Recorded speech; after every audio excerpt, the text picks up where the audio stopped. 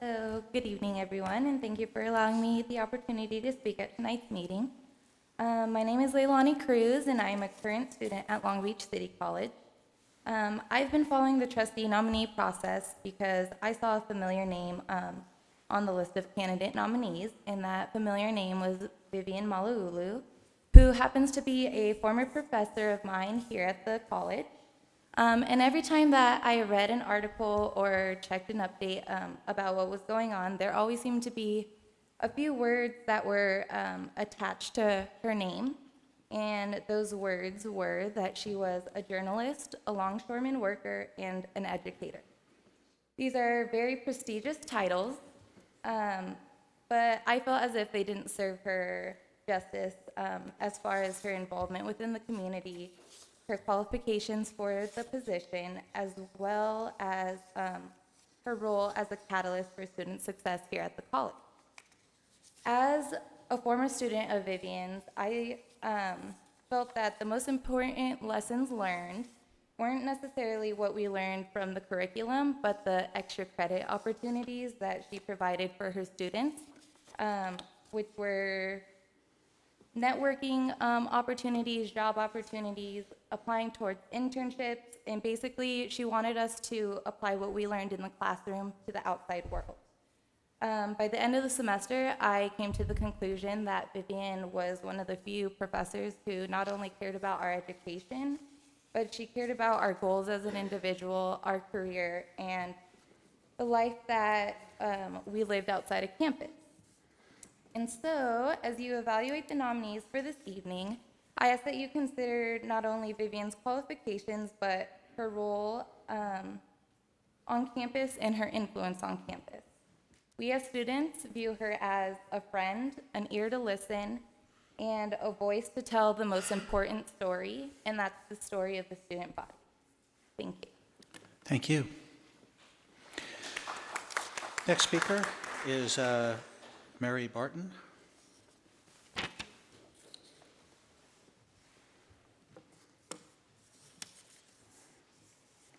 Followed by Tonyere Saranga. Yes. Good evening, trustees and Mr. President and everyone else. Some of you I've known for many years, but for those of you who don't know me, I moved to Long Beach in 1984 to take a job as a professor at Cal State. And I'm one of those 93% who has many points of touch with Long Beach City College. And so I, of course, I'm very fond of the organization of the institution. When I first moved here, I actually took several courses in Chinese language. And that came in very handy, although please don't ask me to speak it right now. And both my children went to school here, and later on, after I left academia, I became a consultant. I actually did some research for the college and taught in the Goldman Sachs program as well. So by way of saying that, I taught strategic management, which teaches people to do the level of decision-making that you do here. So I want to say I'm very impressed that you've taken this very thoughtful, comprehensive approach to choosing this new trustee. My own vote, if I were in your place, would be for Susan Redfield, and I want to just briefly tell you why. As thorough as your process is, it doesn't probably address the kind of personality that the people have here before you. And I wanted to tell you that I've worked with Susan a number of years. We were both board members of the Public Library Foundation for many years, and she's a very warm person, very generous, and very enthusiastic in whatever she does. Although she is also a leader, she's quite able to not take the leadership role when somebody else steps up. But you will find that working with her, she will be very enthusiastic in what she does. She's a very quick study, and she has a real passion for education because most of her career has been in education over these years, and I think you'll be very happy with having her as a colleague. Thank you very much for giving me the opportunity. Thank you, Mary. Next speaker.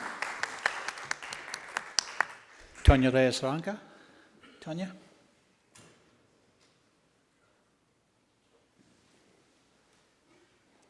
Tonya Reyes Uranga. I'm here to thank you for the process. I thought that this was an impossible job to replace Roberto, I mean, my husband, right? But apparently it wasn't that hard. But I'll tell you, after seeing the quality of the candidates, I was so impressed. It is extremely difficult for me to speak about one because so many of them are neighbors and friends. Susan lives right down the street, has done so much work in the public library system. Vivian also down the street. Irma worked with and she introduced me to Dolores Huerta. I was just so honored. I've known her for a long time. Some of those that didn't get selected, Mario is just such a sweetheart. He's someone I respect in the city of Long Beach. And one of our friends down the road that just if you go one block this way and one block that way, you run into an applicant. Natalie, she's behind me, Susan's in front of me, so it's so difficult. I could just imagine. I'm not going to say anything about who I'd prefer, but I certainly have my preference. But what I will say is that I want to thank you for having such a fair process. My vote will come in April of 2016, and that's when I think the public is able to weigh in.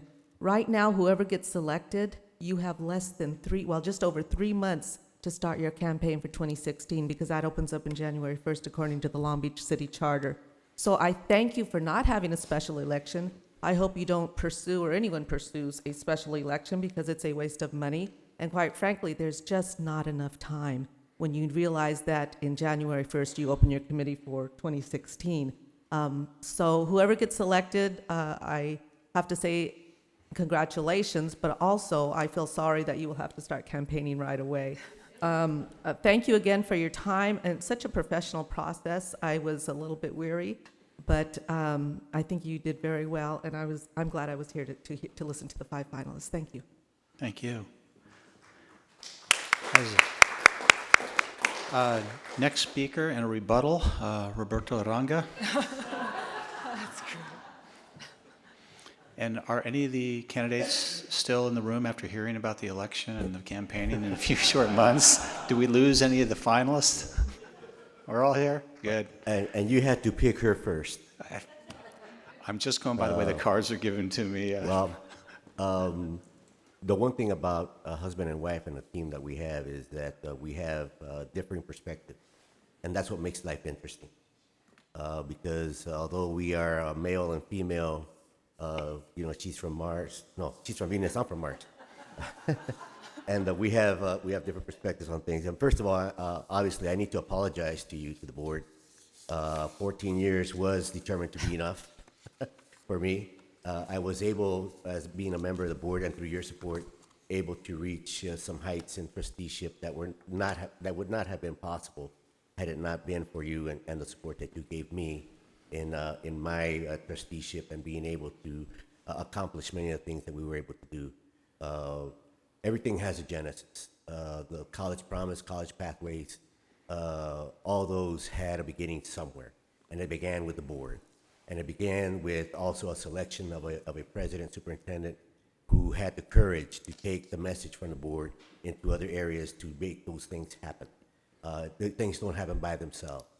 And so I want to also congratulate you, commend you for choosing to have this process and being so open about it and being so professional and competent and open, because that's what it comes down to. You have a unique opportunity here, an opportunity that is not provided anywhere else. Other than an election, you can actually interview and critique and evaluate candidates that you want to sit with you on that date. In the political process and campaigns, you don't have that selected. That comes from the community. That comes from an election process. That comes from fundraising and political consultants. My political consultant is right there for a city council. But that's what it comes down to. And the evaluations are not made directly by you, but by the people. And they make that judgment. And candidates have to make basically their spiel and sell their mission and their goals and their vision for what they want to do once they sit on that seat right there. So I commend you for doing that. Those questions were tough. They really were. I was looking at those and go, wow, how would I have answered those? But I feel very confident. I saw the applicants. I saw the debate and the discussion that was there. I think it's fair and it's open, and regardless of whoever you choose, I know it's going to be the top-notch best person available because you have vetted that person out through your questions and through your evaluations, and I commend you on that, and I'm looking forward to your selection. Thank you. Thank you, Roberto. The final speaker, Ann Engel.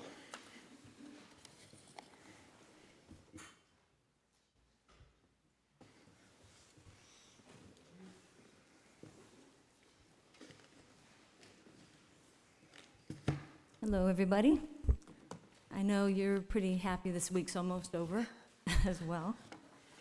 My name's Annie Engel. I'm classified member of this campus, and this is my personal experience and opinions here this evening. I'm also a 25-year resident of Long Beach and a homeowner and taxpayer of Long Beach. So I'm speaking here as a community member. And I want to express, after listening to all the candidates, we do have many, many great candidates, and it's nice that we had the turnout that we did, and I really appreciate everybody for coming out and trying to help and be a part of leading this campus. But the person that came out to me that I want to express my support for is Vivian Malalua. Thank you. You know we have some challenges at this campus, and morale, communication, some of them have been brought up. What I see in her is a passion, a creativity, enthusiasm, and a depth and a variety of experiences that I think is needed to see the whole picture of what's going on. In fact, I think I'm going to sign up for her journalism class. And I just think that she's the kind of person that we need to help lead the campus. There are a lot of good ones, and I think we're going to get somebody great, but that's where I lean my support as a personal Thank please. you. Thank you.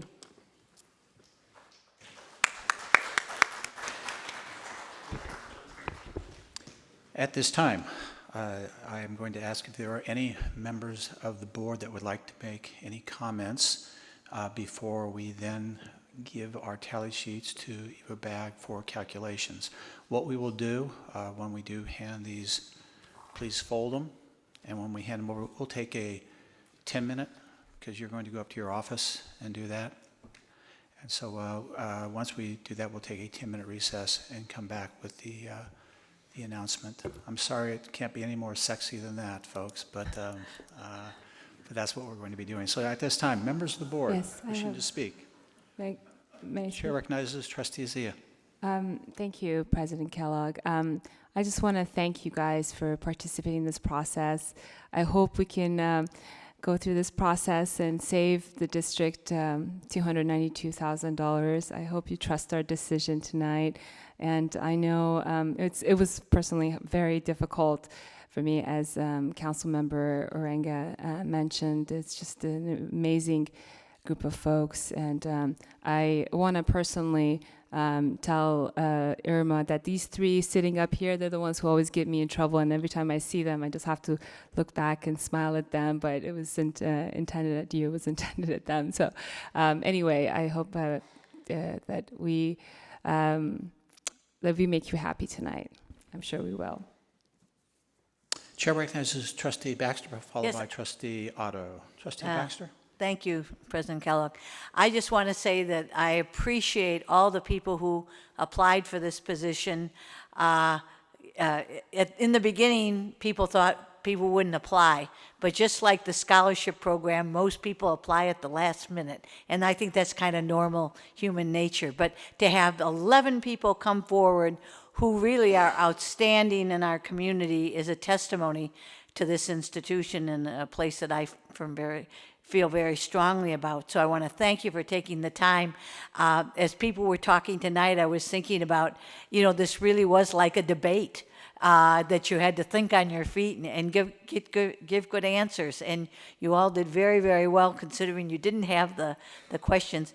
And then finally, I want to thank Trustee Otto, who led the process and spent an incredible amount of time.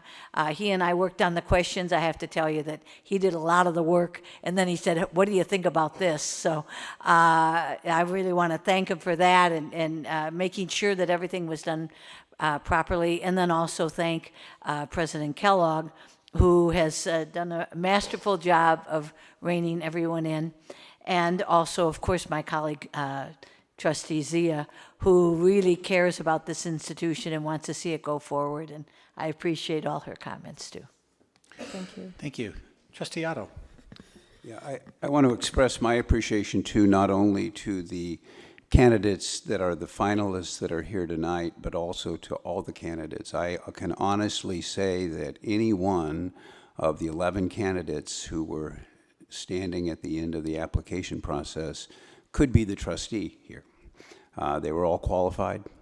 They all have a passion about the college. They all prepared a lot to understand what goes on here and clearly wanted to engage in public service. And so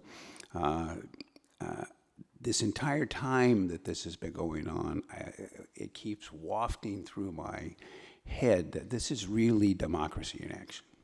This is really people struggling with hard decisions, and yet it's writ large here because it's a process where you don't just go to a ballot box and vote, but you actually see it work out over a period of time. You get a lot more information and opportunities to question. In life, there are often times that we give reasons for things and why we do things, but when you vote, you don't necessarily give reasons, and this is like a process that's right in the middle, because you see the information come forward, you struggle with the information in public as we ask these questions. The way we designed this process was, first, what we heard repeatedly was there was a morale issue on campus. And we wanted to make absolutely sure, or for certain, that people understood that this was an open, a transparent, and particularly a fair process. It was that way because we started off with everybody filling out the same application, no deviations. We then asked for the first group of candidates the identical same questions, and then we had each of the trustees up here score separately, without consultation with anyone else, their score sheets, and then those were summed by our institutional effectiveness dean, and that's what gave you the finalists. Just a quantitative look. And then we came on to this process, which was the final process, and while in the preliminary process, the candidates were able to prepare their answers and do their research, here we duplicated the preliminary process to some extent with a notable exception. We had people come in and they were interviewed and they were given the same 4 questions. They, however, were not given the questions in advance. And the reason for that was because we wanted to see how the candidates could think on their feet. We are doing the same thing we did in the preliminary process. We were marking our ballots individually, and they're being turned in. And then what will happen is that the scores will be posted for all 5 of the candidates, and we'll get a chance to use those numbers as an advisory decision as to how it is that we'll vote. By law, we have to make a motion and eventually affirm somebody. So that's what the process has been. The people that I've talked to say that they feel that it's been very fair and very open, and that's particularly satisfying. This is a great institution. It does wonderful work.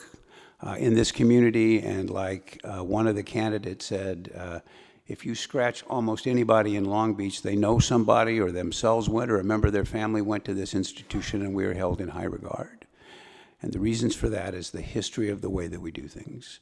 And I think that this process is an extension of that observation, and I hope that when we finish up here tonight and literally we're going to pick somebody and swear that person in, that we'll be then ready to move forward and continue to do the great work that goes on here. So thanks. Thank you. Well, obviously, my thanks to my fellow board members as we've moved forward on this. Actually, thanks to the previous board as well, because over a year ago, we were anticipating that there was a potential of a former colleague may resign early. He did not do so, and then we also anticipated the fact we may lose a colleague to a city council election, which did happen. So I personally have been planning for this for over a year. So with that type of preparation, I was really hoping we could get it right without overthinking the process, and I believe we have. As Trustee Otto mentioned, I feel very comfortable about the process, what's taken place, and the fact we've had so much time in anticipation of this. The sad reality of tonight is that one person will be selected. It is not a case of somebody winning, somebody losing.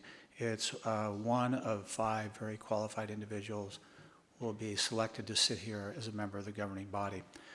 Each and every one of you bring a tremendous attribute to this, would bring to this board. When I was first elected, and this is one of those issues, I was told when I was on the Long Beach City Council, there's only a few issues that really matter every year. A lot of the other things, and this was credited to my good friend, former council member Ray Grabinski, his comment was, all the rest of it, you can just mail it in.